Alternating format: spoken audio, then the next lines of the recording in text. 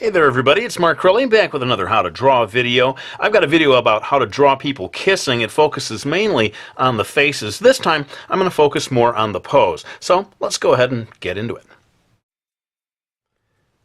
Okay, so you can see that I've drawn kind of a simple square here, tilted a little bit to one side. Note that this line here is dividing it neatly in half pretty much, whereas this line is just shifted a little bit over to the left. I'm going to add one more line. So you can see I added just a diagonal line right here. Later on this is going to help us place the eyes on the two faces. So I'm going to go ahead now and start to indicate the shapes of the two heads. This is going to be the female character's head right here. And very kind of typical when people are drawing the human head. You get this sort of teardrop shape when you're drawing the head from the side. And then over here, this is going to be the boy's face. Now, later on, of course, the profile area is going to be considerably more complex as we draw the nose, the mouth, the lips, and so forth. But I just want to say one more time that this video is not going to be about drawing the kiss itself. It really is going to focus more on the pose. And so I'll be linking to that other video just in case you missed it. But let's go ahead and just to begin with, put one line here that's going to give us a sense of where the ear is going to fall, and over here for him we'll do the same thing, and maybe his jawline coming up like so.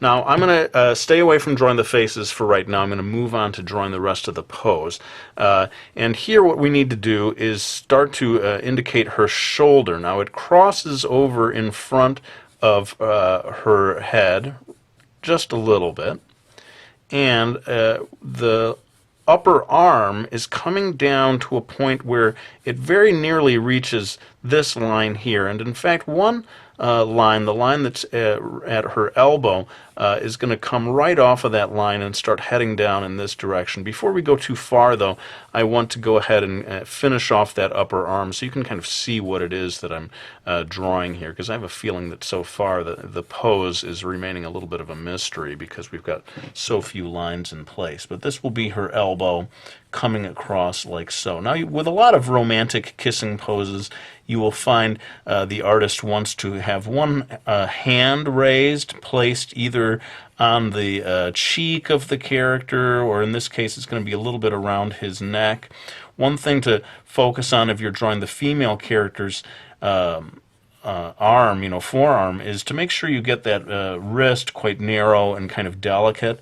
I think artists will even exaggerate the degree to which a female wrist is narrower and more delicate, and then they will make the male characters, they're always emphasizing making the masculine characteristics even more masculine to emphasize the differences. Now, that doesn't mean that you have to do that. You may choose to draw in a different way. But anyway, we've got her arm, and you can see the thumb coming across here where it's going to sort of go right up onto his cheek. And then I'm going to go ahead and finish off drawing her shoulder coming down into the back, and that is going to come down like so. And let's go ahead and finish off his neck, which is going to come right down here. He's kind of tilting his head upwards to meet her kiss.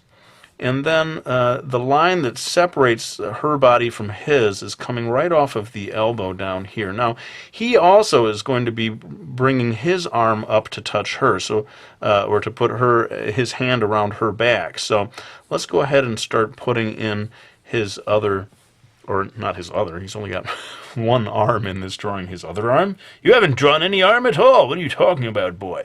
But we're going to go ahead and and like I said, we're kind of overemphasizing almost how macho and strong this guy is with his upper arm. Don't have to do that if if you want to be a little more realistic, say. But one thing I want to do before I go too much further is to add just a few more guidelines to help me get the rest of this pose right, or to help you see where the lines are going to go. Okay, so you can see I added one extra line sort of extending this square into a rectangle, and this space here is maybe a little wider than this space there, just as a guideline. Not so crucial once you get down here, I don't think, in terms of line placement. But I'm going to go ahead and finish off drawing his arm. It comes, you know, this is the upper arm here, comes down, and then bending at the elbow is going to come up here and reach until his hand can rest upon her lower back. And before I draw his hand, I should probably indicate her lower back as it sort of comes down here to the bottom of the back and then comes up like so. And that gives us the place where his hand is going to rest. Again, you know, his hand looks quite large compared to hers. This is based on what I see a lot of times in these, you know, manga illustrations and even Western style. They're always wanting the male figures to look especially masculine. So I'm drawing his hands. I wish this could be a video about drawing every line of the hand, but again, I don't want this video to go on forever, so I'm kind of dashing this in here quite quickly. But this gives you the basic placement of his hand. Coming down here, we're going to continue this line of her body, coming down to here. And let's say she's got some kind of a sweater on or something, and that allows us to place the rest of her leg coming across here. I'm basically focusing mainly on the pose up here. So once we get down to this part of the drawing, I'm not going to be going too much in terms of the detail. So here's his sweater and coming across and just beginning to indicate his lower body. And this helps us get the basics of the pose in place. Now, I know it doesn't look like much right now, but once we get into the details, I think we're going to be able to get something that looks good. But let's go ahead and maybe finish off his sleeve here. I see his sleeve is ending right there. Let's give her a long sleeve that comes all the way up. I always notice these manga artists or anime artists drawing the sleeves that come all the way up across the wrist for the female characters. Something kind of attractive about that. And that pretty much does that. Now let's go ahead and zoom in on the area of the faces to get the most important lines in place there. Okay, so like I said, this video is not going to be so much about drawing the profile, but I can at least show you where the eyes are going to go so that you can begin to work on that. And I've got this other video that I can link to that shows in greater detail the line placement of the kiss itself. I'm going to put her eye right there on that line, and his eye over here on the same line. And from there, I think we can place the ears. Her ear is partially concealed by her shoulder, but right here across from her eye, you know, anyone who studies anatomy will tell you that the ears are pretty near to the eyes in terms of location on the head. But his head is sort of tilting back a little bit, so I think that causes his ear to maybe drop a little bit down below that line.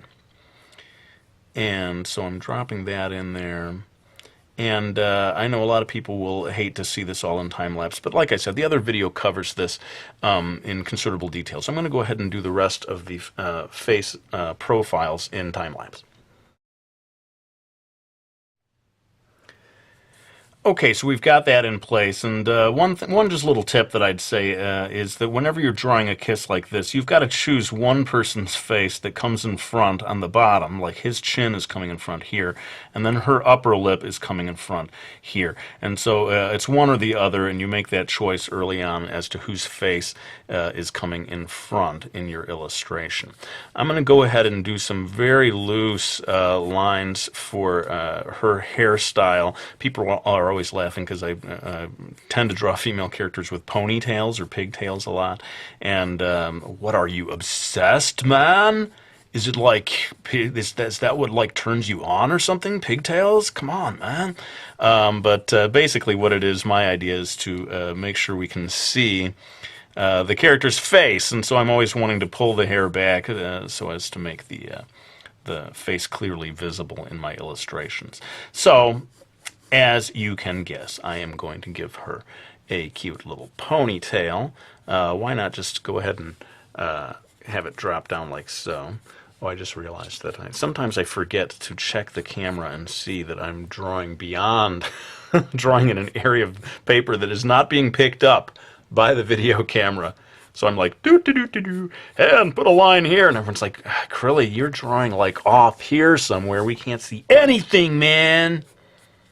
I'm going to go back to my Brooklyn. Everyone says the Brooklyn. Hey, look, make sure we can see the lines, Crilly. Let's go ahead and get his hair in here. And as so often I say, I feel like a broken record here, but this is not so much a video about the hair. I have done videos that are about the hair, just for the record, but just to give you a sense of how much territory, I suppose you would say, his hair is going to take up in this illustration. Notice that it goes well beyond that initial line of the head that we'd put in there. And yeah, maybe enough said about that. Let's pull back and get more into just the final details of the pose before we start going into final line work and shading and all that. Okay, so I thought I would spend the rest of this video in terms of placing lines, focusing on wrinkles of the clothing. I know that can give people a lot of trouble, and I should indeed do another video that focuses on clothing wrinkles. But notice that we tend to get a bunch down here by the waist. Very often they come at the elbow. The wrinkles do. And here I'm going to put a little bit of a seam, just that's a sort of a clothing thing. Very often the seam follows, not along the very top of the shoulder, but just a little bit down from there. And then near the wrist, we also tend to see wrinkles forming. And so for him, I'm going to kind of do the same thing. We're going to get some wrinkles here around the armpit. And get that seam there, like I said, just a little down, maybe not exactly right on the shoulder. And definitely for him, if he's got his, let's say he's got his sleeve pulled up, then it's going to create quite a mass of wrinkles here around the elbow and just around that area where the clothing is all bunched up. Again, that's, you know, that could be a video unto itself, all of the clothing wrinkles and so forth. But at least you can get some sense of where they might form in such a pose. I'm going to indicate a little bit of his chest here. And once we get in here, there's going to be a lot of shadows that conceal a lot of this stuff. But let's go ahead and get the bottom of his sweater here. I have a habit of always doing these sort of banded areas down here that kind of says, sweater, this is a sweater. I almost reflexively do it, so I maybe need to widen my repertoire of clothing choices here. But I'm going to go ahead and just, like I said, down here I'm not going to get so much into the details of the pose, but we want to see her blue jeans here. The seam, I find that the seam of a blue jean can be a very useful tool for defining the leg, you know, and that added line there and these wrinkles that form around the waist, or drawing the back pocket of her blue jeans. All of these things can help to convey that form. Again, I wish I could spend more time talking about the anatomy of the hand and so forth, but that's the challenge with a video like this about a pose. Once you start trying to give people a step-by-step approach to drawing a pose like this, boy, you just you open up a Pandora's box of so many different things that could take so much time. Before long, I end up with a half-an-hour video, which, sad to say, an awful lot of people will not watch, though I know a lot of you will. So, you know, maybe it is time for me to branch out into doing those longer form videos. But not today. I'm going to go ahead and try to wrap this one up. I'm going to move into doing my trusty Prismacolor black colored pencil. It doesn't matter how many times I say what it is. People always say, "What is that pencil?" The black Prismacolor. I think it's time for the Prismacolor company to start, you know, paying me. What's going on here? This is like free advertising, man. All right, let's go ahead and kick it into time lapse and finish off this drawing.